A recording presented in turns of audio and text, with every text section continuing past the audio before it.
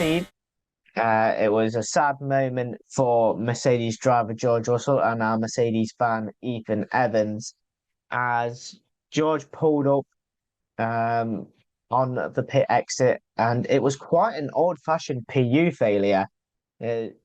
Fire, smoke everywhere. He jumps out of the car. It was very old-fashioned. But Ethan, what did you make of it? I know Georgie boy had a fantastic weekend, and it just got all undone due to that horrible, horrible failure. Yeah, it's a little bit unfortunate. It does kind of make that whole situation with the safety car and the red flag a little bit easier to digest. But he got himself back up to P4. He was chasing down Alonso. He could have. There was still the opportunity to get a podium out of this. So it's a annoying one for Russell. But he started the season very well. We've got a long way to go. I'm sure the luck will balance out across the rest of the drivers throughout the season. So yeah, we're on to the next race.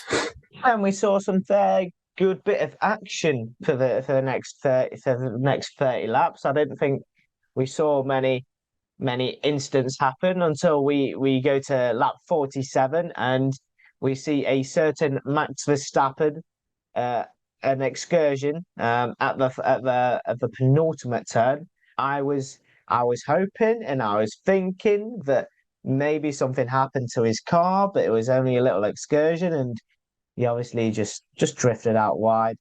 Ethan, what were your thoughts when the camera panned to Verstappen off the track and obviously trying to get temperature back into his tyres? Were you thinking, right, maybe this is the time for Hamilton to pounce, or were you thinking, by Red Bull standards, this is not going to be a problem whatsoever? Well, I was looking at the interval times because I was looking at the battle between Hamilton, Alonso, Sainz going back, so it was a very interesting battle to watch. And then I start to see the gap to Verstappen going down. I'm thinking, oh, hang on a second, has he got a problem? Then I see the yellow flags. And then obviously he went off. I did see a few people online saying that he fell asleep. So that's why he went off, which I thought was quite funny. He had the gap to go to fall asleep as well. But yeah, I was hoping it might have been an engine issue as well, and maybe he would have had to retire, but it wasn't to be. And he went on and won pretty comfortably.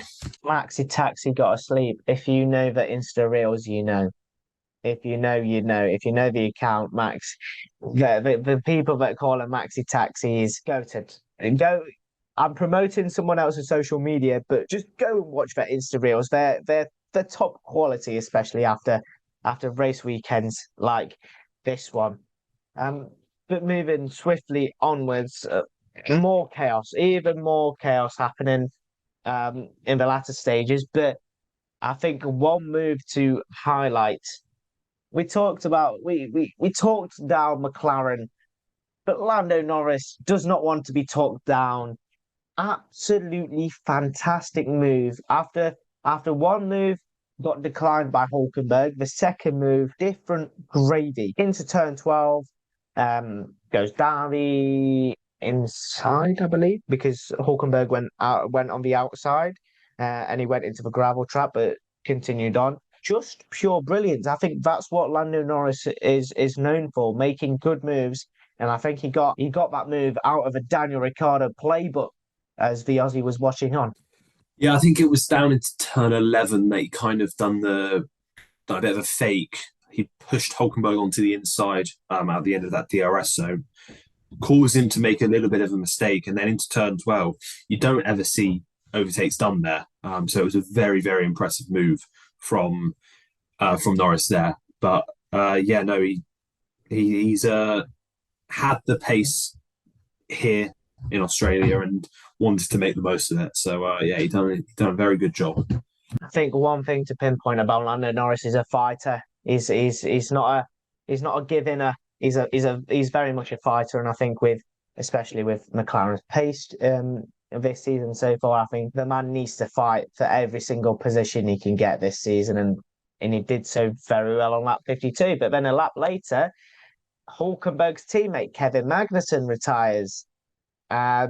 People thinking it was It was tyre failure, and poor K-Mag on the exit of turn two hits the wall. The man's running for very well, and he just smacks the wall. Even the commentators were thinking, oh, suspension or tyre failure. People are going to be panicking with their hard tyres that have had a extreme tyre life, and the man just made a mistake. He just made an error, hit the wall, and that was it for him. Yeah, it was a strange one because for quite a long period of time they didn't know what happened. They as you said, they were saying it was a tyre failure or a suspension failure, but no, he just got a bit too eager on the exit of turn two and just smacked his rear right into the wall. Yeah, I think he was driving a bit of a nothing race. He was kind of in that period where there wasn't anybody too far in front, or they were too far in front, and he'd overtaken, I think it was Zhou, and was pulling out a big gap to him. So maybe he just got a little bit, he lost a little bit of focus. But yeah, no, it was a very strange one because he had a solid race, Kevin Magnussen. I think K-Mag and Haas are very notorious on parking near turn three/turn four. We know what happened in 2019, I want to say. 2019. It was one of the years before COVID, or was it after COVID? I think it was 2018. Okay, 28. We'll go with your judgment of 2018. My wheel knowledge is poor on Australian Grand Prix, so I might need to. The only reason I say that is I think that Ricciardo was still at Red Bull. Possibly. You might be correct. I'll give you that one. Okay. Good wheel knowledge from you. I'll stick with it. But yeah, they're notorious for parking up in that little escape road. And then what happened? Ethan, can you tell us what happened after that, please? Drum roll, please. There was a red flag. No, okay. Right, okay. A second, and I give you 1, 2, second red flag. Correct. Another red flag. You see, I'm even throwing my headphones about because I didn't even know what was happening.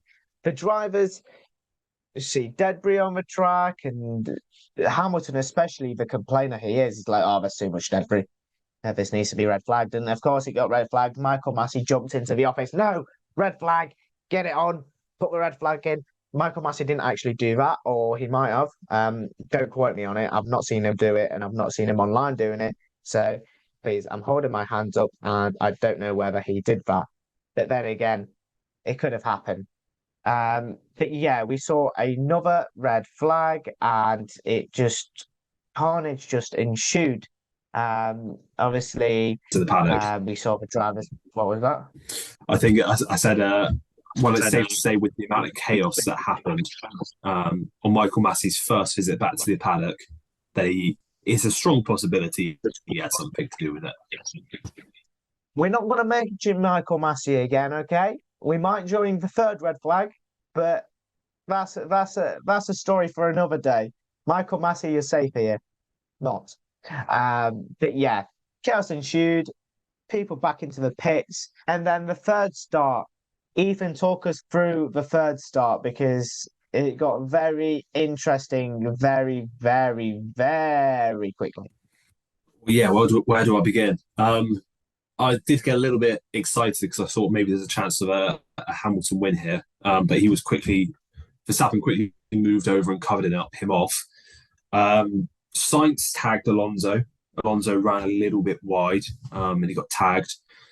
Then Gasly also had a big lockup, went off, and then when he rejoined, just cut off Esteban Ocon. Perez cut the corner entirely. He went off onto the grass, through the gravel, cut the chicane, and it was a good thing he did, to be honest, for Sergio Perez, because else he would have got taken out. What's next? Oh yeah, Logan Sargent just driving into the back of Nick De Vries. That did remind me of, when you're on F1 22 and someone, knocks off your front wing, so you just drive into the back of them and take them out. That was very entertaining to see. And then So there's chaos. There's debris everywhere. Not debris. Um, and then at turn 3, Lance Stroll just drives into the gravel. He's trying to go down the inside of Carlos Sainz and just locks the tires up and just goes into the gravel. So yeah, I think I've covered everything there. It was hard to keep up with. I did have to rewatch when I was making my notes before this. I did have to rewatch the incident about 5 different times just to dissect every little thing that happened. But that is my notes on the incident, and yeah, it all kicked off from about lap 52 onwards. You covered it perfectly and spot on. I've got my notes here, and I watched the highlights on F1 TV so many times that I dissected them one by one as well. It was just clumsy. The start, obviously, it's like a 2-lap shootout, Abu Dhabi, where it should have happened. Fairly. If I speak, I'm in big trouble. Yeah, you stay quiet. I can say I don't think Ferrari were in a battle, but it's okay. But yeah, it was just chaotic. And then Ethan, can I have a favorite phrase of the Australian Grand Prix? What is it? What flag was it? A red flag. Another red flag. I think it was the 4th of the weekend. No, there was a red flag in practice as well, so it was the 5th red flag of the weekend. Another red flag. And the quick think of it, Fernando Alonso is at 40 years. Well, 40 odd years. I don't quite know his age. He's 40. I want to say mid 40s. 41? Or early 40s. Fernando. 41, I think. Early 40s. Okay. I was right with the first one. So the quick think of it, he is the man on his feet. Because obviously he's no longer in the points after he got tagged by Sainz. Sainz is up in the podium places, and you're thinking, okay, hold on a minute, something is not right here. And Fernando's like, right, get it back to the order that we started in. And here come FIA, red flag straight after the incident happened. And what do, Ethan? They answer your calls. They answer them. Yeah, they revert the order. I can't believe it took as long as it did, to be honest, to make that decision, because I thought the rule is if they have the drivers go through sector 1, or like I don't know if it's just one driver or all of them, but if they go through sector 1 and then a red flag is called, they keep the order because they have a data point to work off, even though there's cameras everywhere. So if they don't go through sector 1, then it gets reverted back to the order which it started with. The fact that Fernando Alonso could call that up in the heat of the moment when he's just been tagged and he's just had a podium slip through his fingers, or so he thinks, is crazy. It just shows how aware he is throughout the entire race, always thinking on his feet. But yeah, like I was saying, I can't believe it took as long as it did. You look at the data. Do you have the readings from sector 1? Look at where Verstappen was when the red flag was issued. Is it really that complicated? But who knows? It is for the FIA, unfortunately. It is. We are talking about the FIA. But moving on to, obviously, we got a rolling start afterwards, and the safety car pulled in, and no overtaking happened, and Max Verstappen took the checkered flag. Were under no overtaking conditions. I saw Hamilton try to go for a cheeky move down the inside, like just before the line, but yeah, it was. Well, I think anticlimactic. The rule is at the first safety car line or something, you can overtake, because technically from there it's green flag conditions. So he did try a cheeky move at the end. Didn't come off, but who knows? No, I believe that it was even Giampiero GP. I'm not going to say I can say his full name, but Giampiero Lambiase. See, do you like my pronunciation? I learned that. Very good. But GP for sure. Said to Max, No overtaking before the start finish line. So he was guaranteed the victory anyway, and that gave him the victory with Hamilton in second and Fernando Alonso completing the podium places. I mean, we can go through the top 10 because I think the race ending is kind of irrelevant. It finished virtually under the safety car conditions. So the top 10, Lance Stroll, Sergio Perez making it up to P5, Lando Norris finishing a very fantastic sixth for McLaren, Nico Hulkenberg in seventh, Oscar Piastri on his home race, finishing eighth, Guan Yu Zhou in ninth, and Yuki Tsunoda finally got a point. He finished in 10th. Congratulations, Yuki. We're proud of you. Finally, after two 11th place finishes, he finishes inside the top 10.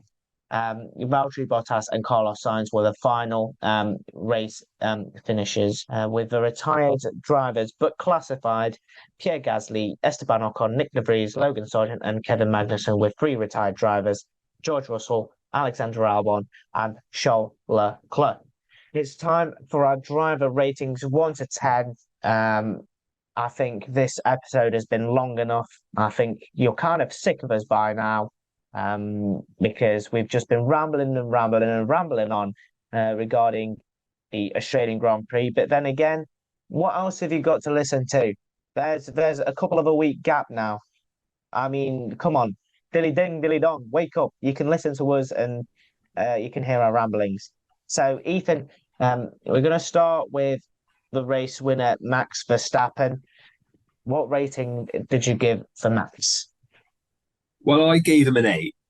I think it was a pretty bog standard win. He did lose the two positions at the start, and he did make that mistake. He went off. So that's why I gave him an 8, and not a 9 or a 10, because it wasn't a perfect weekend from Verstappen's point of view. I think he's even come out and said that.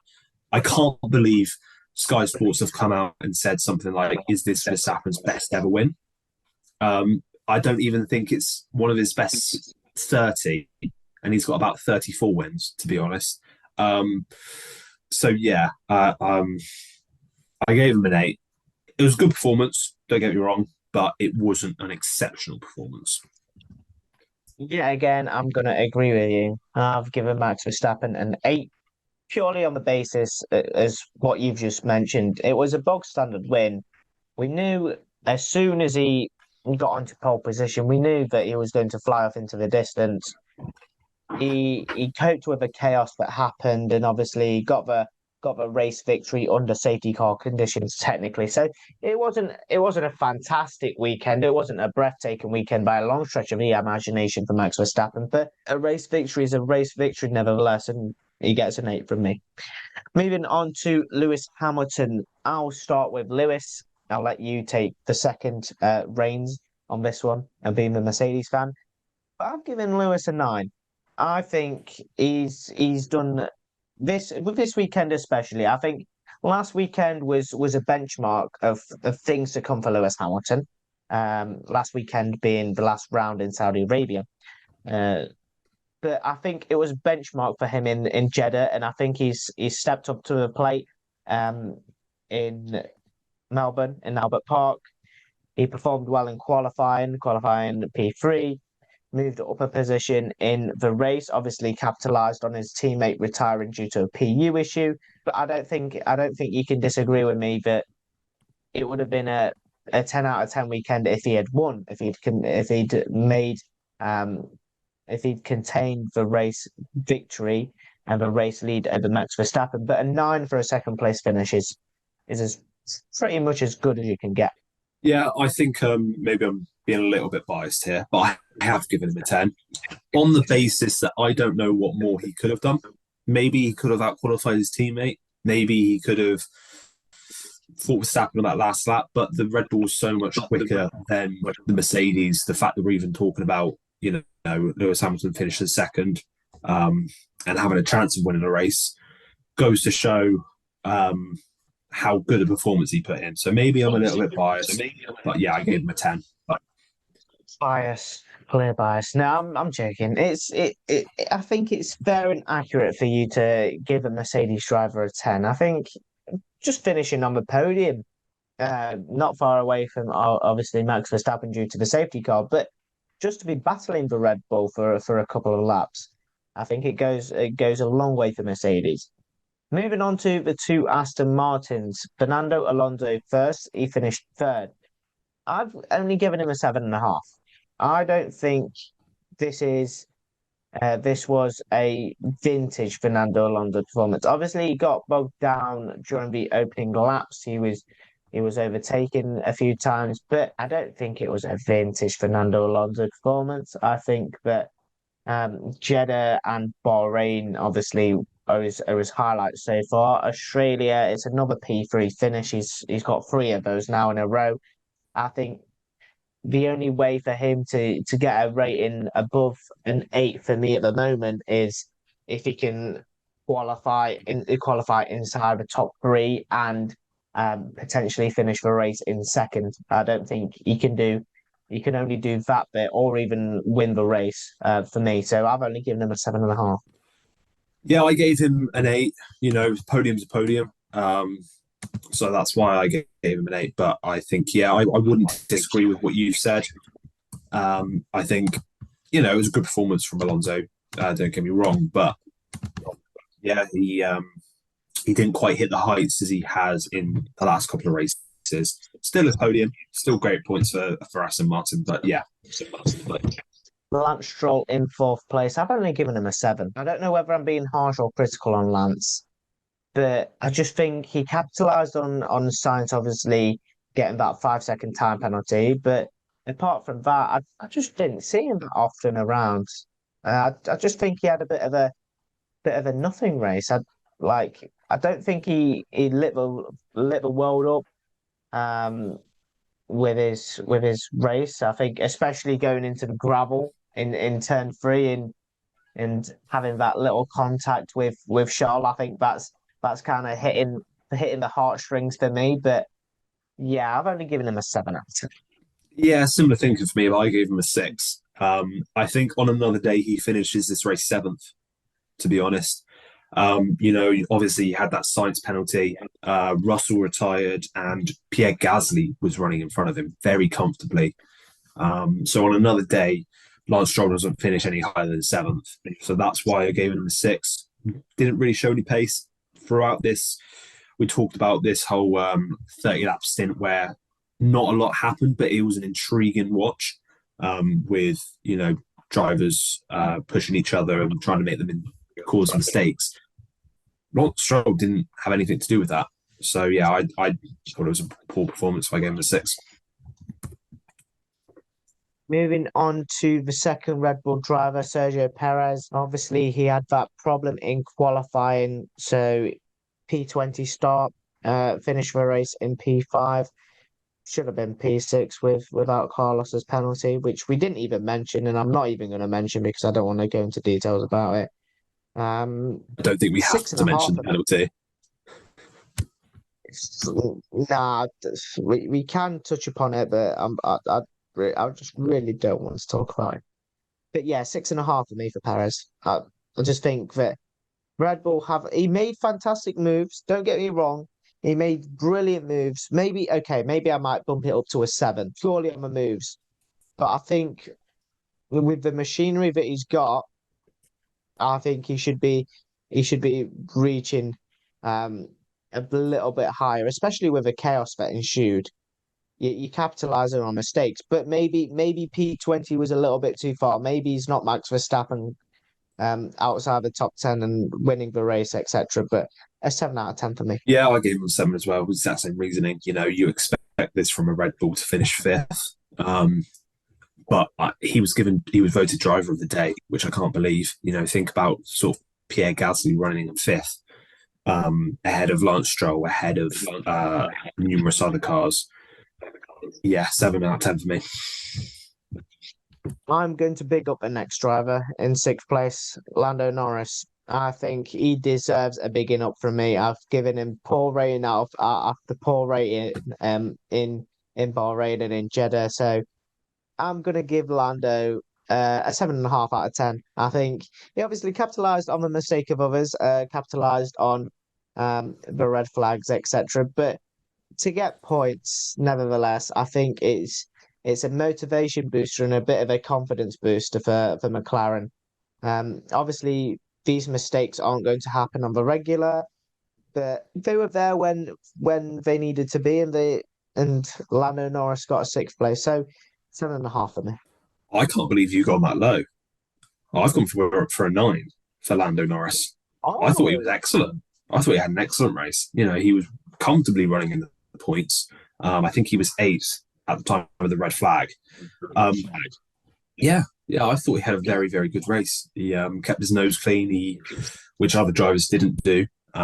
He had very good pace, made a few very good overtakes. Maybe I've bumped him up a little bit too high, but yeah, I think a 9 is what I gave for Norris based on his performance. Maybe I've bumped him a little bit too low. Maybe we should bump it up to an 8. Give him an 8 out of 10. I think he deserves it. But the lad deserves it. At the end of the day, points are points, and I think McLaren need all the points that they can get. And a driver that's finally turned his qualifying performance into some points, into some solid points, Nico Hulkenberg in 7th. And I think that I'm going to give him the same rating as Lando Norris. He was due some luck to get some points. Obviously, his qualifying pace has been fantastic this season so far. He just needed to hook it up in the race, because I was starting to kind of call him a qualifying merchant throughout these episodes, because he wasn't performing in the races. But finally, some solid points for Nico Hulkenberg and an 8 for me. Well, yeah, third, 10th place start in a row. I gave him an 8 as well. Almost a podium, very almost a podium. If the grid got kept from where it was at the red flag, then it would have been a podium for Nico Hulkenberg when you added Sainz's penalty. So almost a podium in his 3rd race back in Formula One. Very good race. He kept his nose clean, and that's what we're going to see as a running feature throughout the rest of these drivers who finished in the points, is that they didn't get into any trouble. They didn't get into any crashes. Where other drivers did, and I think it's got to reflect in the ratings. So it's an 8 for me for Nico Hulkenberg. And on to 8th place man Oscar Piastri. Do we give him a 10 for getting into the points at his home race, or is it stupid? If you've given Norris a 7.5. Okay, I won't. I'll give Oscar a 7. I'll give Oscar a 7. I think, obviously he didn't get out of Q1, which I think it was more him seeing qualifying as the occasion. Obviously his first qualifying around Albert Park, because F2 didn't do Albert Park in the year that he raced. So yeah, I've given him a 7. I think a 7 is a fair enough rating for Oscar. And maybe I've been a bit too generous. I gave him an 8. I'm happy to bump it down to a 7.5 though. First points of the season in front of his home crowd. Maybe you could say it's the fact he finished 8 out of 12 cars that finished. But I thought it was a very solid race. He started 16th, made his way through the field. He was running just outside the points when the red flag hit. So he did benefit. He was one of the ones to benefit through it. I've not got much more to say about Piastri. And I think it's fair to say similar for 9th and 10th, Guan Yu Zhou and Yuki Tsunoda. I think Yuki Tsunoda, similar to Oscar Piastri, getting the first points of the season on the board, similar to Guan Yu Zhou as well. I think all 3 of them deserve 7.5s. Yeah, I wouldn't argue with that. I gave Guan Yu Zhou a 7 and Yuki Tsunoda an 8, but yeah, they all performed very similar this weekend, those 3. So yeah, I'm happy to give them all a 7.5. What's shocking to me is the fact that after 3 races, 18 drivers have points. I've never known an F1 season like this where only 2 drivers haven't got any points this season so far. And who are those two drivers? Well, they're two rookies. It's Logan Sargent and Nick DeVries. Oh, hopefully the points come for those two very soon, but obviously they didn't make it to the checkered flag this race. But onto our two drivers outside the top 10, Valtteri Bottas and Carlos Sainz. Starting with VB. No, I really don't know about this one because A, he qualified behind his teammate, and B, if you're looking at it from a perspective, he finished 11th out of 12 finishes. And that was only by Should 0.6 of a second or 0.06 of a second. Yeah, but that's due to the safety car. So think of it that way. But should he be in the points? Should he have got at least a point and capitalize on whatever errors the other drivers made? I've only given him a 6. 6? Wow, that's high. I thought he had a shocking weekend. He was running dead last the entire race. Qualified 19th, which was essentially last because Perez had that crash in Q1. I gave Valtteri Bottas a 3. You know, if we look at how good he was in Bahrain when he finished, was it 7th? It was 8th. Finished 8th in Bahrain. We look how good his performance was there. This was the complete opposite. This was a shocking performance. As I said, he was running dead last the entire race. The only reason he got close to the points is because the rest of the drivers retired. Without that Sainz penalty, he is again last out of the runners. So yeah, I thought it was a shocking weekend for Valtteri Bottas. Okay, I've probably been generous. I'll knock it down to a 4.5, so we can have a moral ground of about a 4. A 4, okay. Okay. And moving on to the final finisher, Carlos Sainz. Ethan, take away. You can give the first driver rating, as I did Hamilton first. You can do it for the Ferrari driver first. Well, I've given him a 7. I thought he had a very solid weekend. Obviously, he had that, you know, at the first red flag, he got done over a little bit, dropped to P11 and made his way back up and was 4th. Should never have had the penalty. I think it's fair to say. We'll talk about it now because we didn't speak about it earlier. In my mind, there's two scenarios. Either you keep the old order, from what it was at the red flag, where Sainz is 3rd, Alonso's down in 11th, and Hulkenberg is 4th. Or, and if you do keep that order, you give Sainz a penalty because the lap has counted. Or you revert the order back and you don't give Sainz a penalty. I don't know how Sainz can get a penalty for a lap that didn't exist. I'm a little bit baffled by that. But yeah, I gave Sainz a 7 because I thought he did perform quite well.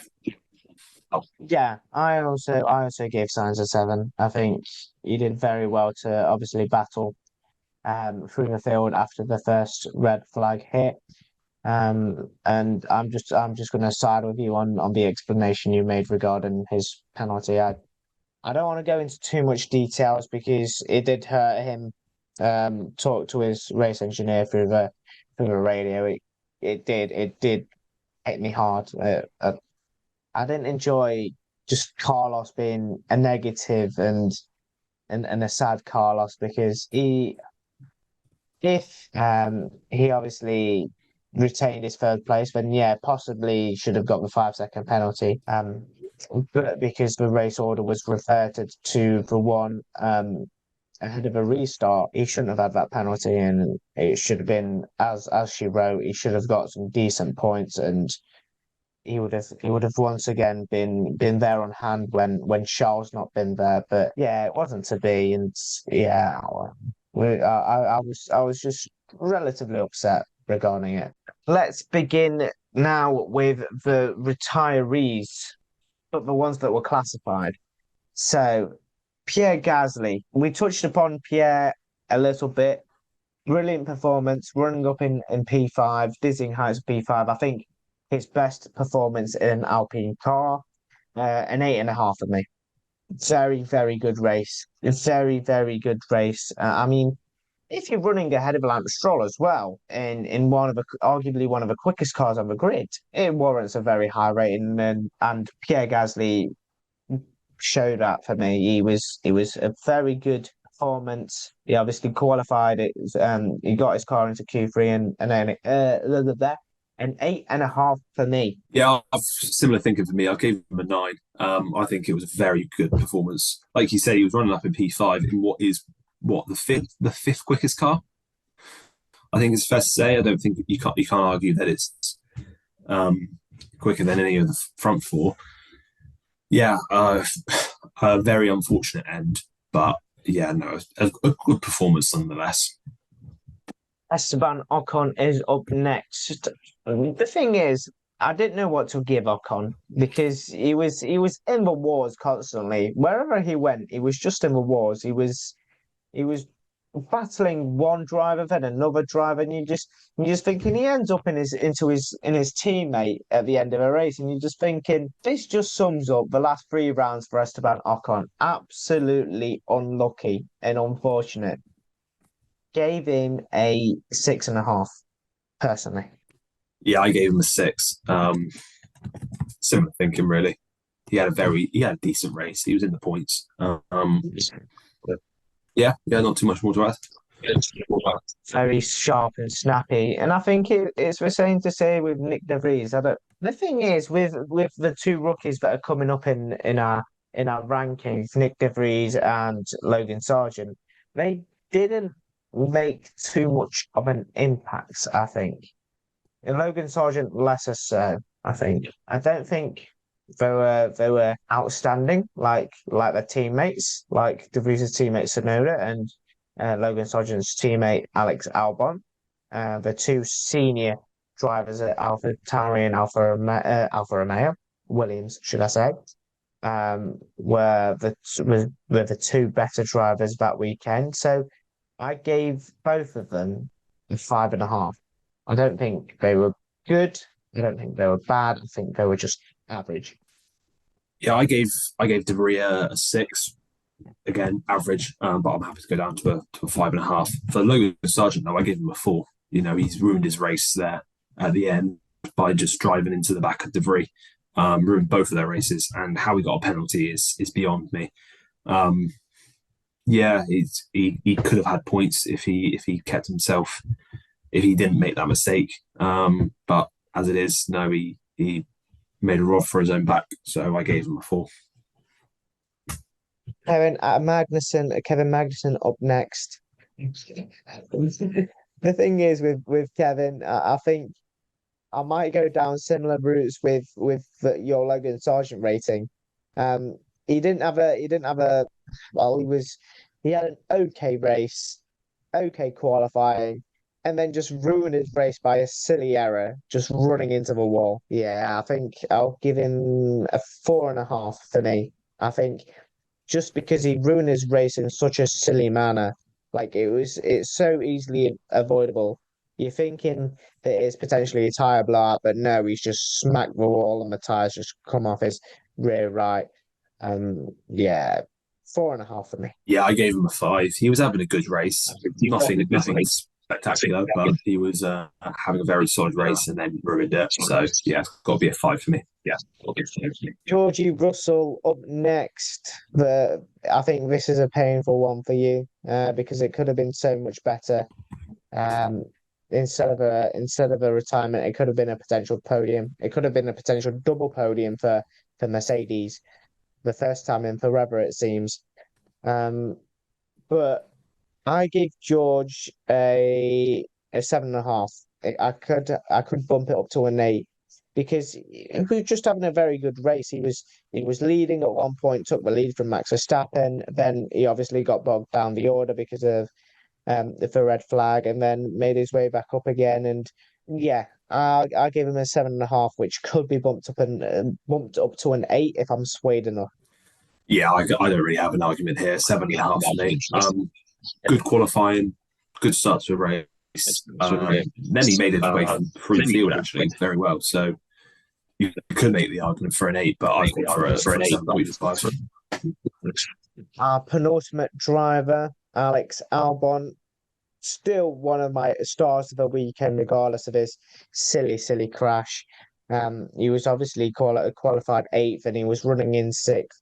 After his incident, before before I was thinking that I could give him potentially one of the higher ratings, an 8.5. But due to his silly mistake and his silly mistake that obviously saw him retire, we gave Kevin Magnussen a low rating and Logan Sargent. So I bumped him down one spot. I gave him a 7 out of 10. Yeah, exactly the same here. It would have been an 8, like you said, but he made that mistake. It wasn't. He got crashed into, or so someone collided with him. So he made a mistake which caused himself to crash. So yes, 7. And our final driver on the grid that only made 3 turns, Charles Leclerc. Ethan, just take it away. What have you given Charles? Clumsy Charles. I'm stupid, Charles. It's a tricky one because you've only got 3 corners to judge him on. And qualifying, obviously. I gave him a 5. I don't know whether I'm being a bit too harsh here. He couldn't really do much. It wasn't his fault, but then again, he did qualify down at 7th, so he kind of put himself in that position. The poor qualifying. So I could be persuaded though either way. I've given him a 5.5. I think yes, he did have a poor qualifying, and yes, it wasn't his fault for well, you could say it was his fault, but it wasn't his fault. It was more of a racing incident with Lance Stroll. But I've given him a 5.5. It wasn't, I wouldn't say it was Valtteri Bottas or a Logan Sargent level low. It was obviously a poor weekend for Charles, and it could have been so much better. Obviously, the track that he's already won at, for a track that I was hoping he'd get another win at, but it wasn't meant to be. And yeah, I gave him a 5.5. But that just about rounds our episode, I believe. Do we have anything more to cram in? Well, I think we'd be going long enough. I think Brad already is going to hate us at this point. So yeah, I think we'll wrap it up there. Yeah, I think it's a good idea to wrap up the episode. He's probably messaging me, where is the recording? You said it was going to be with me on Thursday, as I need to release this the day after. So Brad, I promise you, you can even cut this out afterwards. I promise you, you're getting your recording soon, very, very soon. But thank you guys for listening to episode 7 of On the Grid. Thank you, Ethan, for joining me once again. We'll probably be back next week, where we'll be having a bit of a special. We'll be having a lovely discussion regarding top 10 drivers of the 21st century. A list that I like to call 21st century greats. In our humble opinion, this is purely what our views, no one else's, purely based on our personal opinions and preferences. But thank you guys for listening. Thank you guys for interacting with our stuff on Twitter, on Instagram.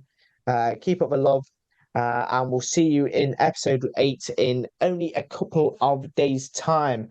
Thank you for listening, and goodbye.